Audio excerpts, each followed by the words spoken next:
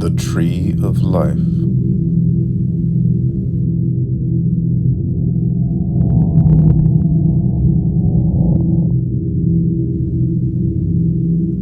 It is not good for man to keep reminding himself that he is man.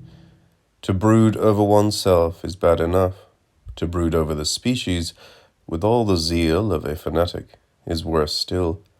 It affords an objective basis, a philosophical alibi for the arbitrary woes of introspection. As long as we masticate our own ego, we have the excuse of indulging a whim. When all egos become the center of an endless rumination, we merely generalize the disadvantages of our own condition, transform our accident into a norm, a universal case. We perceive first the anomaly of sheer existence, and only afterward that of our specific situation. The surprise of being precedes the surprise of being human. Yet the strange character of our state should constitute the primordial datum of our perplexities. It is less natural to be man than simply to be. We feel this instinctively. It is the source of our delight each time we manage to sidestep ourselves and participate in the blissful sleep of objects. We are truly ourselves only when we coincide with nothing, not even with our own singularity. The curse upon us already tormented our first ancestor long before he turned to the tree of knowledge. Dissatisfied as he may have been with himself, he was even more so with God, whom he envied without realizing it. The realization came thanks to the good offices of the tempter, auxiliary rather than author of the fall. Hitherto Adam had lived in the presentiment of knowledge, a knowledge unconscious of itself, a false innocence ministering to jealousy. That vice generated by trafficking with those more fortunate than ourselves, and Adam trafficked with God, spying on and spied on by him. Nothing good could come of that. Of every tree of the garden thou mayest freely eat, but of the tree of the knowledge of good and evil thou shalt not eat. For in the day that thou eatest thereof, thou shalt surely die.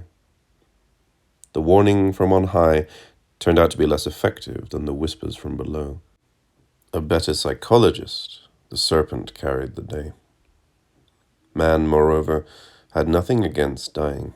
Determined to equal his creator by knowledge, not by immortality, he showed no desire to approach the tree of life, took no interest in it, as Yahweh seemed to realize, since he did not even forbid access to it.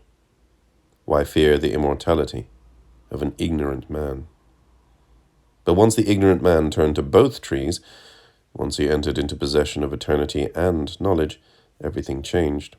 No sooner had Adam tasted the forbidden fruit than God, understanding at last whom he was dealing with, lost his head. By putting the tree of knowledge in the middle of the garden, by boasting of its merits and especially of its dangers, he had committed a grave imprudence, had anticipated his creature's innermost desire. To forbid Adam the other tree would have been better policy. If he did not, it was doubtless because he knew that man, secretly aspiring to the dignity of a monster, would not be seduced by the prospect of immortality as such. Too accessible, too banal. Was it not the law, the statute of the place? Much more picturesque, death, endued with all the glamour of novelty, was more likely to intrigue an adventurer ready to risk peace and security in its behalf. Peace and security being relative terms, of course, for the story of the fall hints that even in Eden, our first father must have felt a certain malaise. How else explain the facility with which he yielded to temptation? Yielded? Insisted. Already Adam showed signs of that inaptitude for happiness, that incapacity to endure it, which we have all inherited. Happiness was within his grasp. He could have appropriated it forever, and he cast it from him. Ever since, we have pursued it in vain. Yet suppose our pursuit were not vain. We should accommodate ourselves to success no better. What else is to be expected of a career that began by an infringement of wisdom?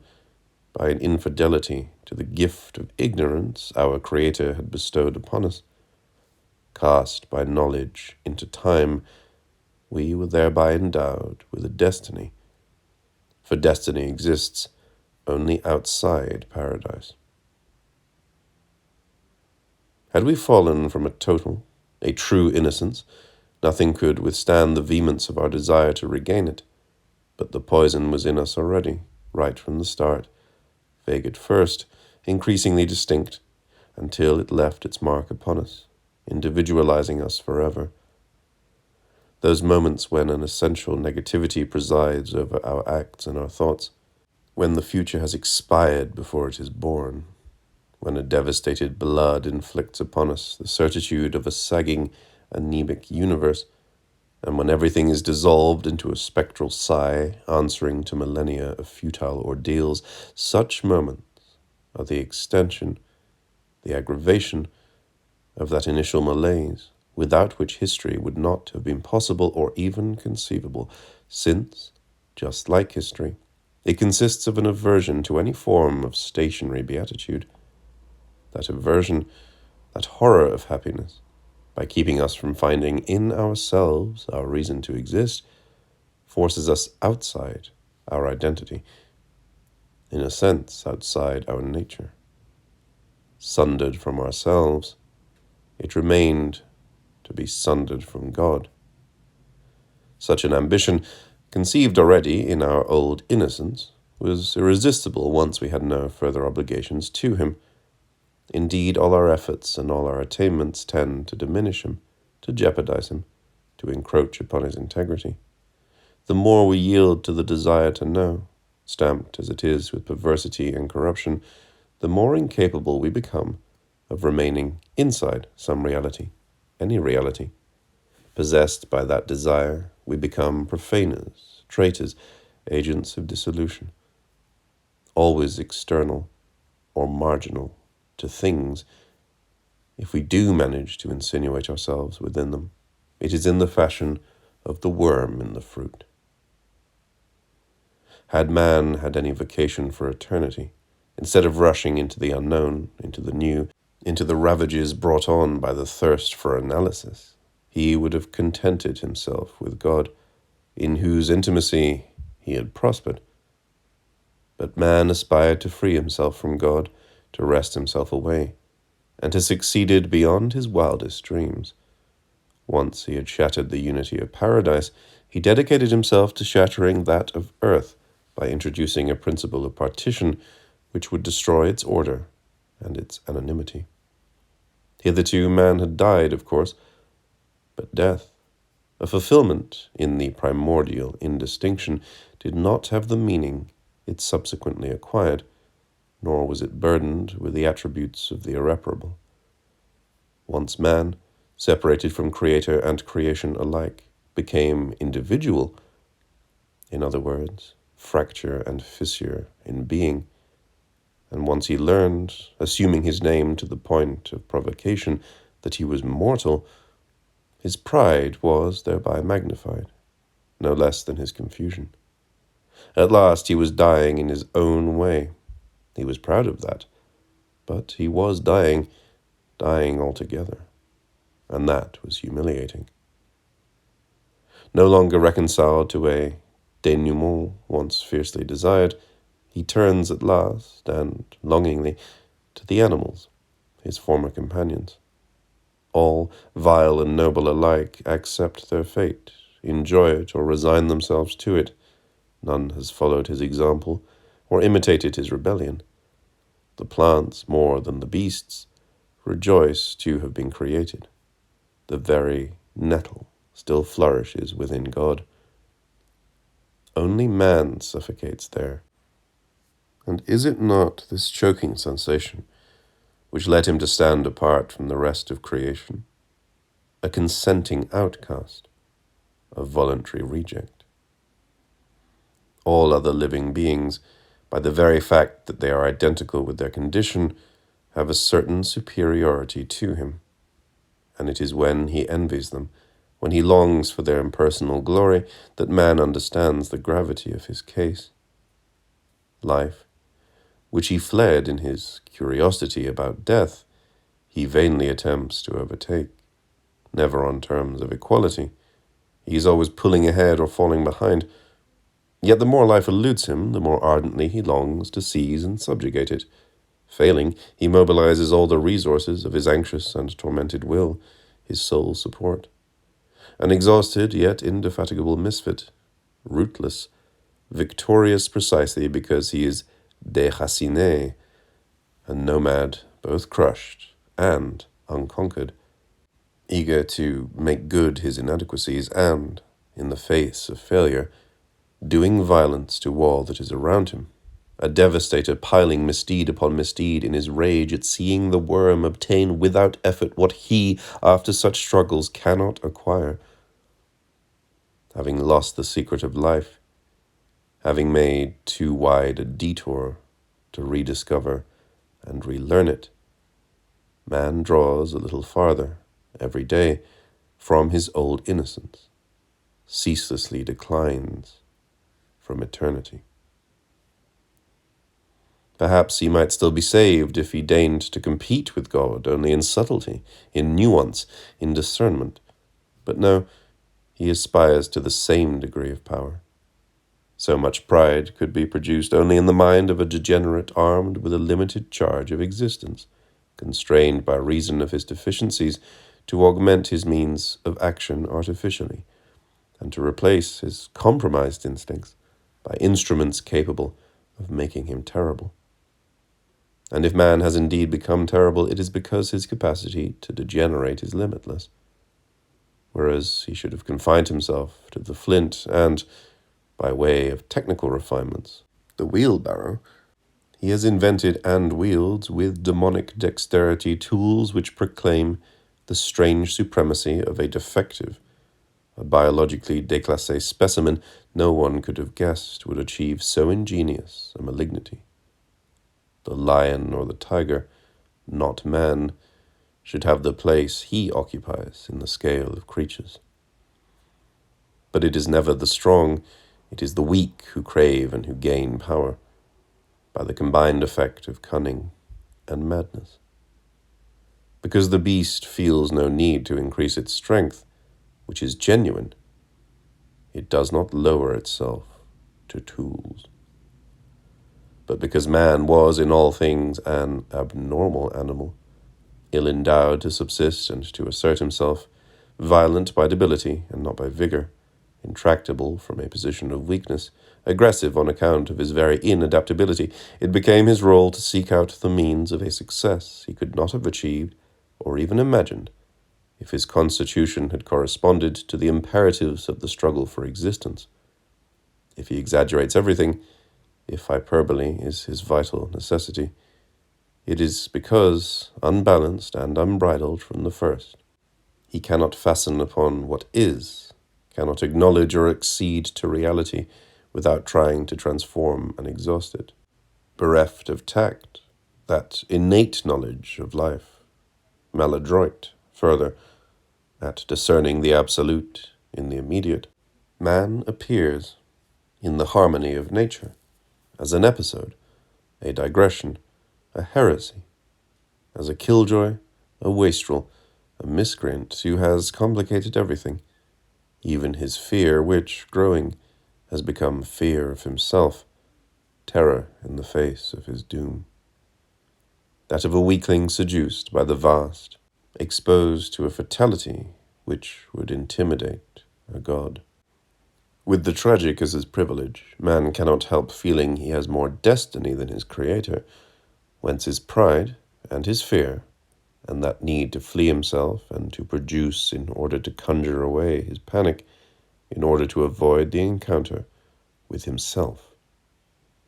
He prefers abandoning himself to actions, but by so doing merely obeys the injunctions of a fear which both relieves and torments him, and which would paralyze him if he tried to reflect upon it, to become conscious of it. When, pacified, he seems to approach the inert, it is this fear which reappears and destroys his equilibrium.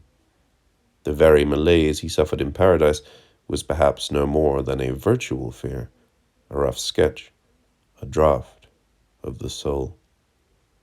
No way of living in both innocence and fear, especially when the latter is a thirst for torments, an appeal to the catastrophic, a lust for the unknown.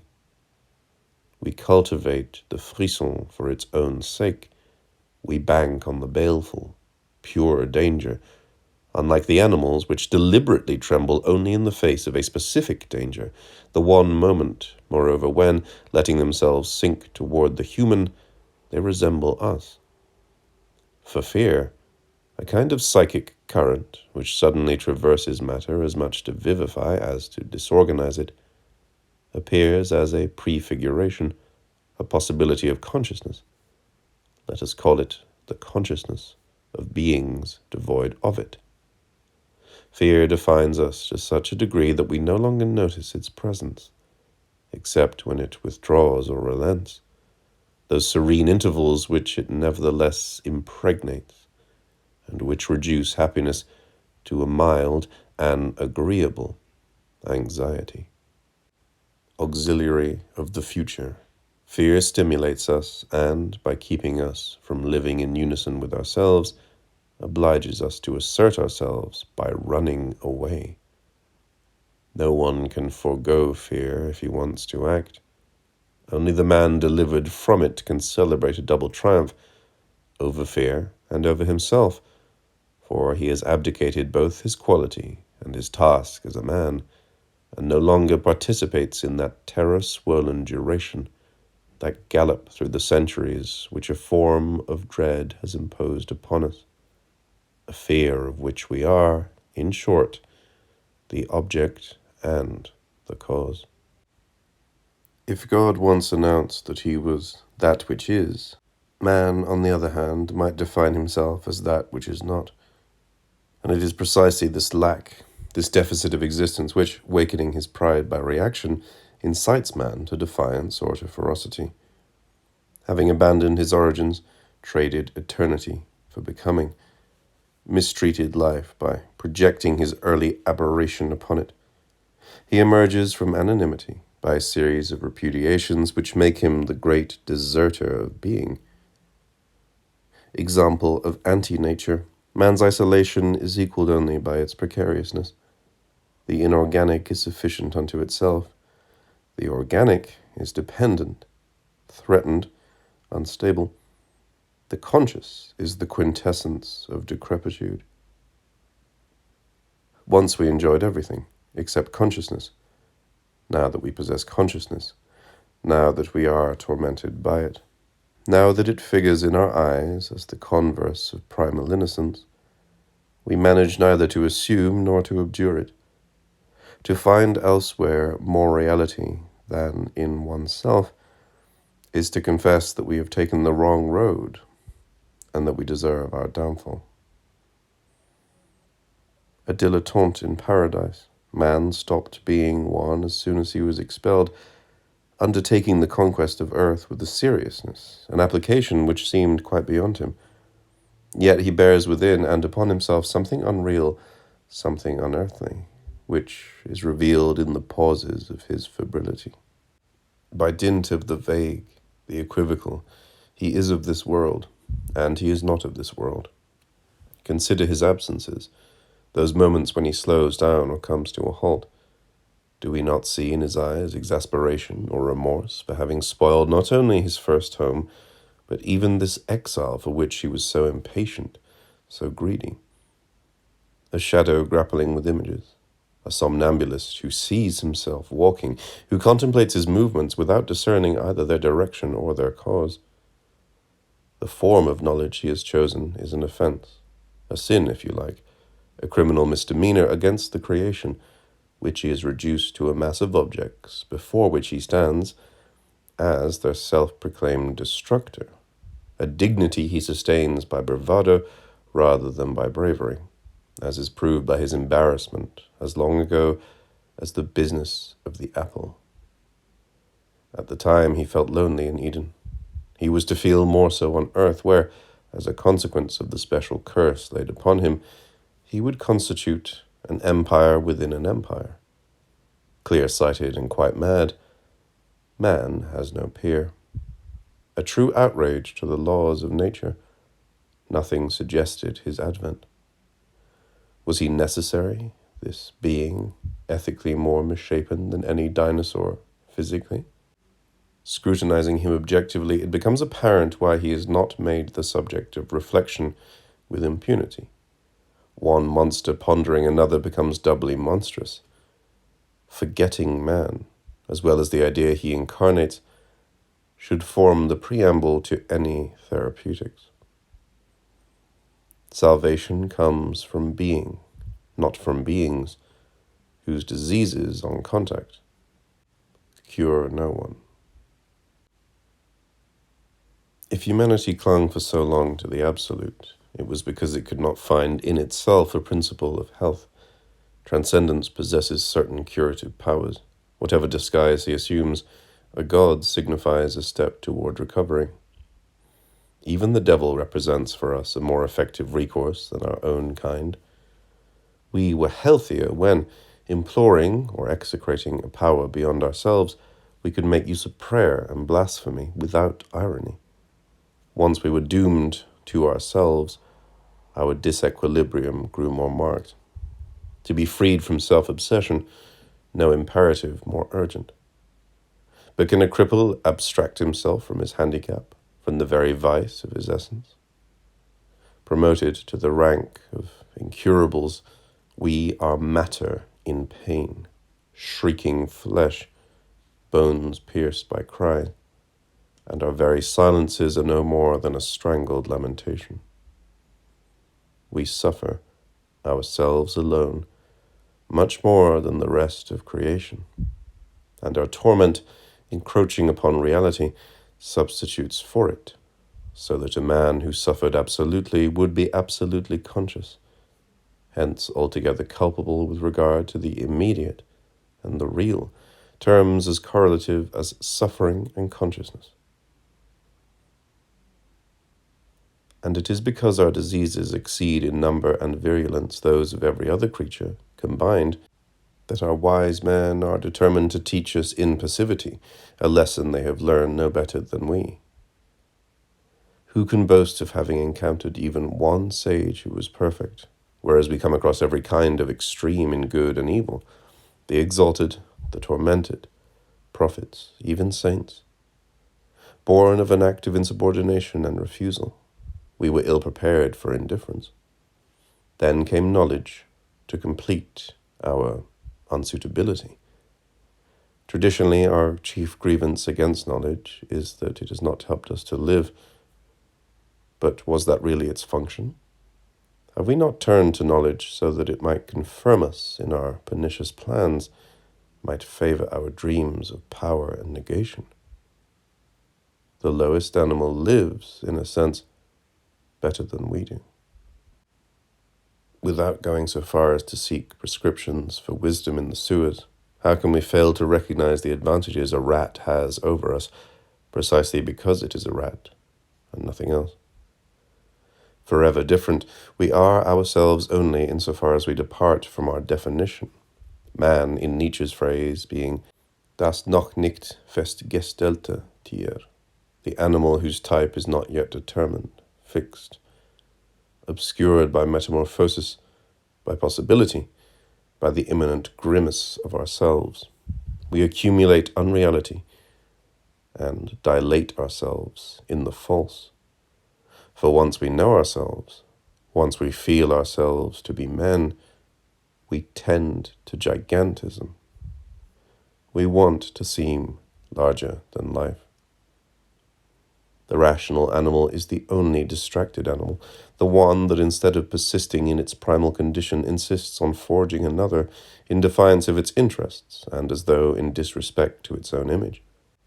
Not so much apprehensive as discontent. Apprehension requires an outcome, leads to resignation. Man subsides into a dissatisfaction which borders on dizziness.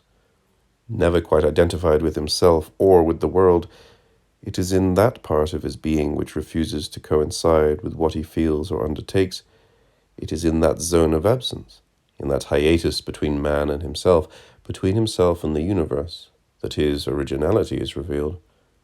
and exercise given to his faculty of non-coincidence, which keeps him in a state of insincerity, not only toward beings, which is legitimate, but even and especially toward things, which is lesser. Double at the root, tense and intense.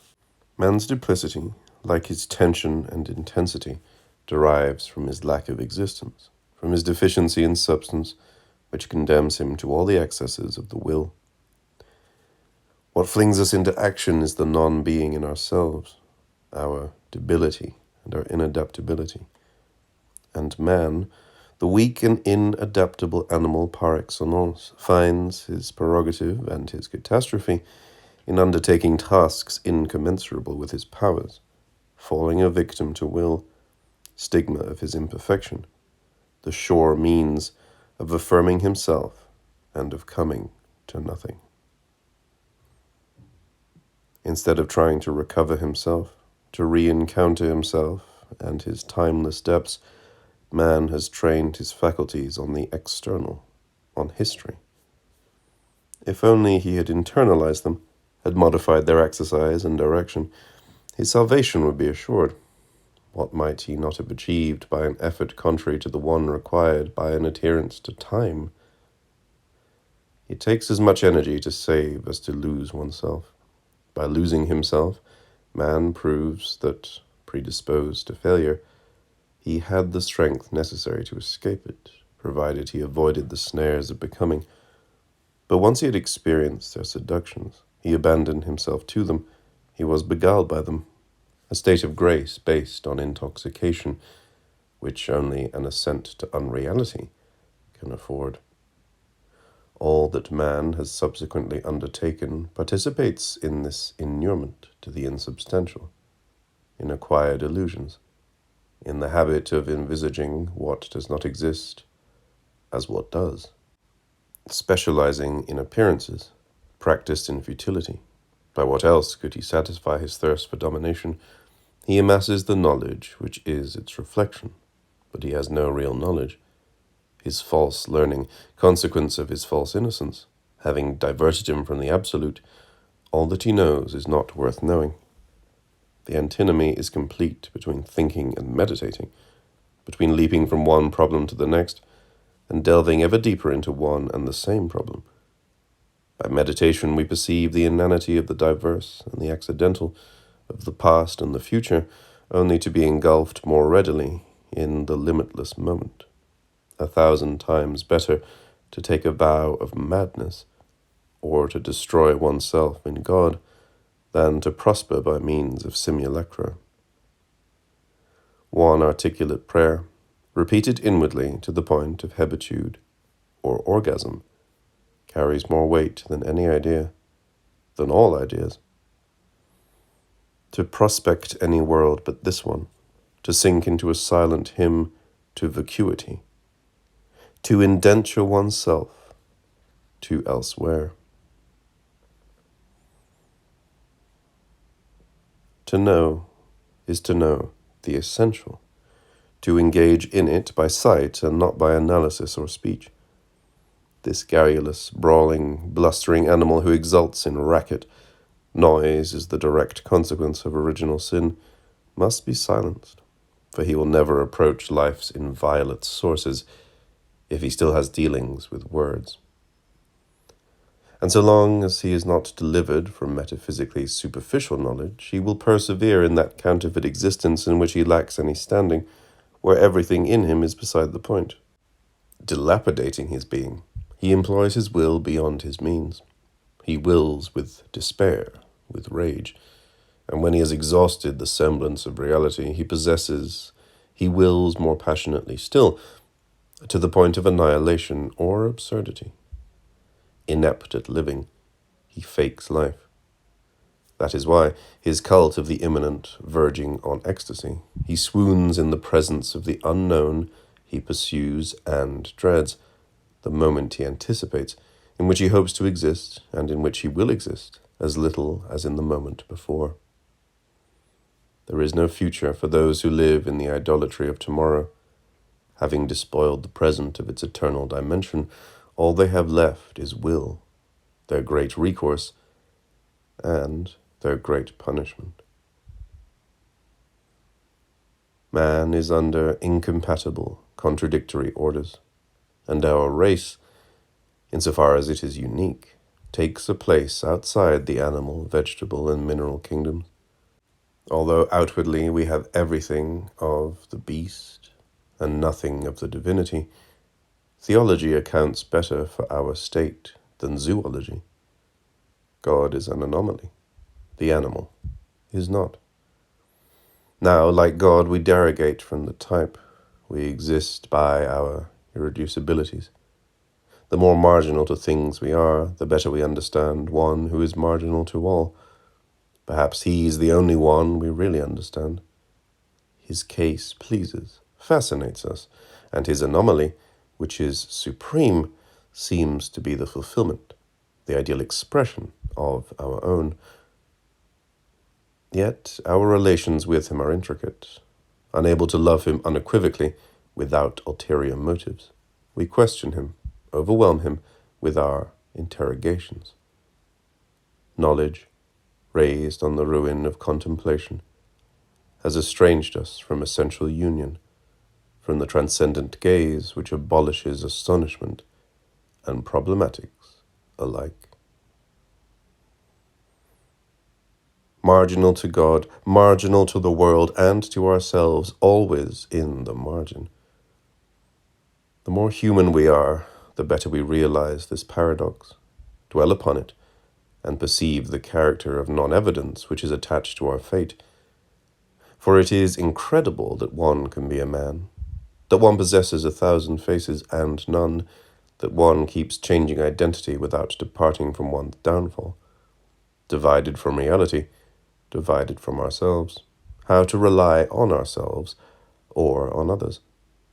If the pure and the naive resemble us so little, it is because, having failed to develop, to let themselves loose upon themselves, they have remained halfway between paradise and history.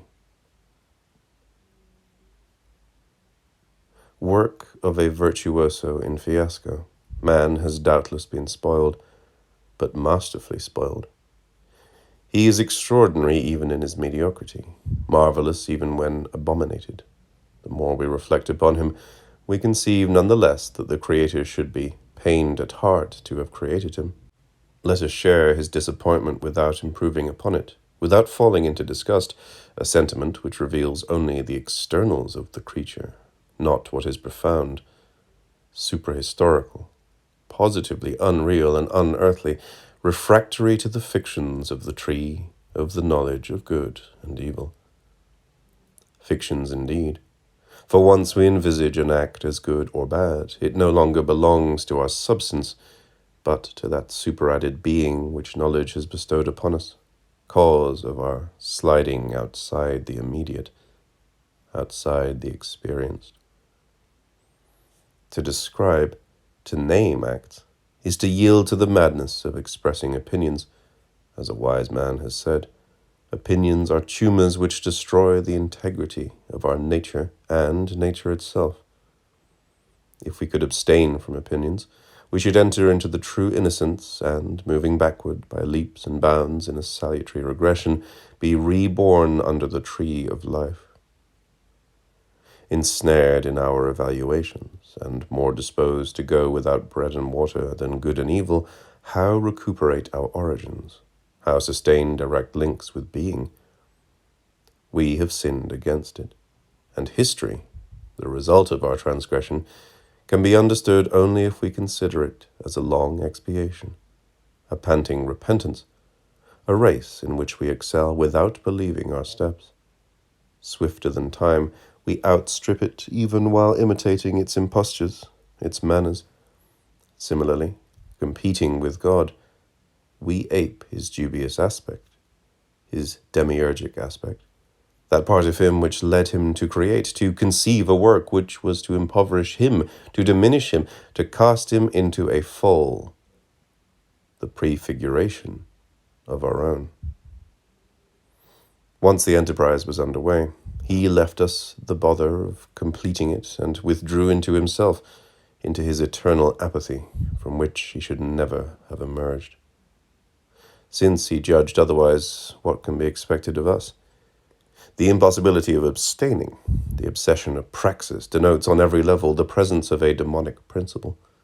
Carried away to excess, to outrage, to action, we are following, more or less consciously, the one who, rushing upon non-being, in order to extract being from it, in order to hand it over to us, made himself the instigator of our future usurpations. There must exist in him a catastrophic light which matches our shadows. History, temporal reflection of that accursed glow, history manifests and extends the non-divine dimension of divinity. Related to God, it would be indecorous to treat him as a stranger, especially since our solitude, on a more modest scale, evokes his own. But however modest it may be, it none the less overwhelms, and when it falls upon us like a penalty, when it demands, to be endured, supernatural talents, where else might we take refuge except with him who, aside from the episode of creation, was always apart from everything? What is soul tends to the solitary, to the one whose negative aspects remain, since the adventure of knowledge, the one thing we share. It would not have been the same had we inclined toward life. Then we should have known another face of divinity, and perhaps today, haloed with a pure light, not sullied with shadows, nor with any diabolic element, we should be as incurious and as exempt from death as the angels are. For not having been at the start up to the mark, we run, we flee into the future. What are our greed and our frenzy but the remorse for having sidestepped true innocence, whose memory cannot fail to torment us?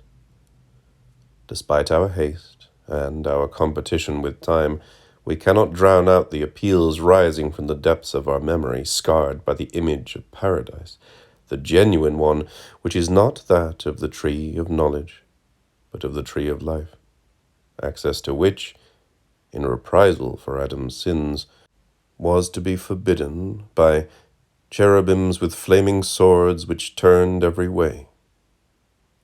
Only that tree deserves to be regained. That tree alone merits the effort of our regrets.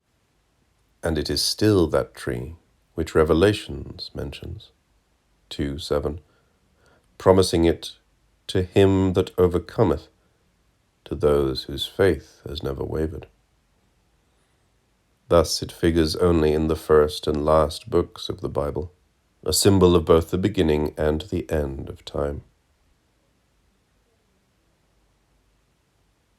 If man is not ready to abdicate or to reconsider his case, it is because he has not yet drawn the final consequences of knowledge and of power.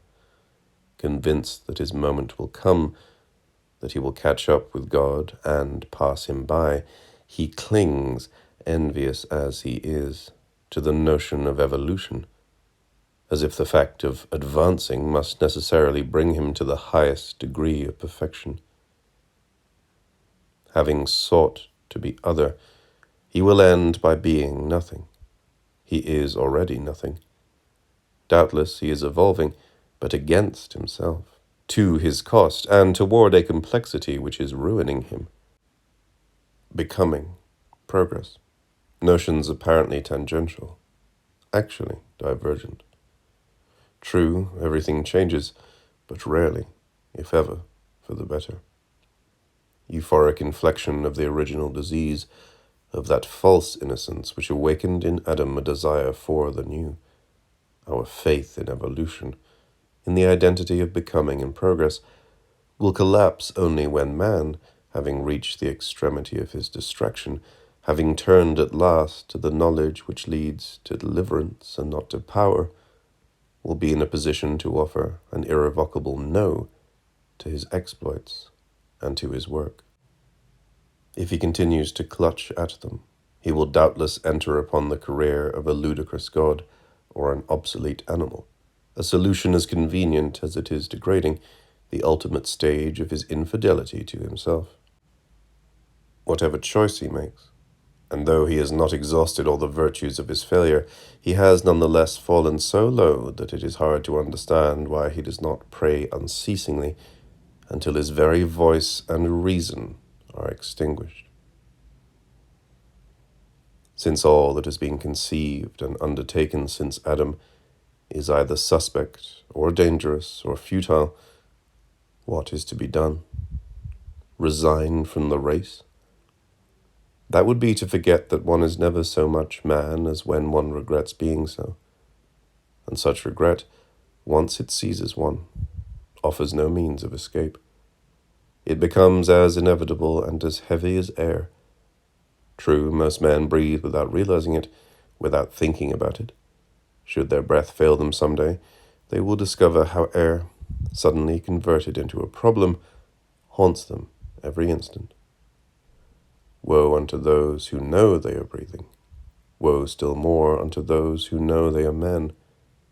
Incapable of thinking about anything else, they will brood over it all their lives, obsessed, oppressed.